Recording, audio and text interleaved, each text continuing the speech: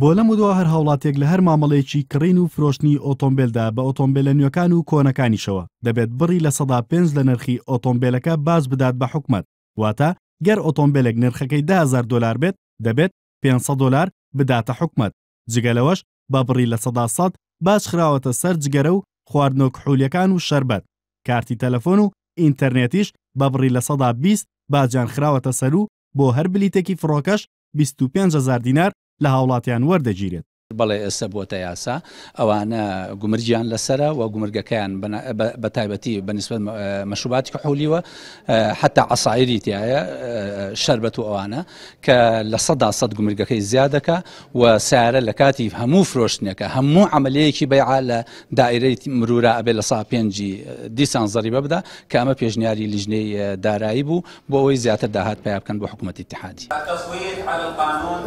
دانانی باس پێش پەسەندکردنی پرۆژە یاسای بودجە تەنها بڕیارێک بوو حکوومەتی عێراق بۆ قەرەبوو دارایەکانی دەری کرد، بەڵام پاش پەسەندکردنی بودجەی 2016 لە پەرلەمانی عێراقدا کرا بە یاسا و یاساکە حکوومەتی هەرێمیش ناچار دەکات پێوی پابەند بێت. ئەندامێکی لیژنەی دارایی پەرلەمانی کوردستانیش باز لەوە دەکات کە حکوومەتی هەرێم لە زۆر بواری تردا پابەند نەبووە بە یاساکانی عێراق و دەتوانێت لە دانانی باجیشدا پابەند نەبێت.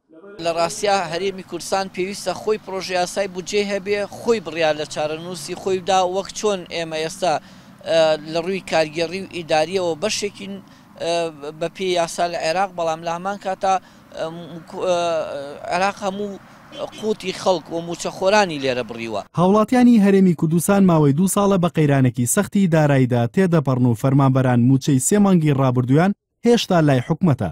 بە بۆچوونی ئابووری ناسانیش دانانی ئەم باجانە لەم کاتەدا لەسەر هاوڵاتیان هێندەی ترباری سەرشانیان قورس دەکات. بەجێبەجێکردنی ئەم یاسایە بە تەکید ئەبێتە ئەوەی کە ڕووتانەوەی جیرفان و بژێوی خەڵق جارێکی کە، یعنی حکومەت من ئەڵێم ئیسفادە ئەکا، بەڵام ئیسفادەیەکی زۆر بەسیط و ئیسفادەیەکی زۆر گەورە لە مۆزە ناکە. یاسای باج یاسایەکی فیدراڵی و حکوومەتی هەرێمیش بەپێی دەستور دەبێت پێوی پابەند بێت، بەڵام هاوڵاتیانی هەرێم لە ئێستادا لە دۆخێکی سەختی داراییدا دەژین. تا ئێستاش حکوومەتی هەرێم هیچ هەڵوێستێکی ڕەسمی لەبارەی جێبەجێکردن یان نەکردنی ئەو یاسایە دەرنەبڕیوە.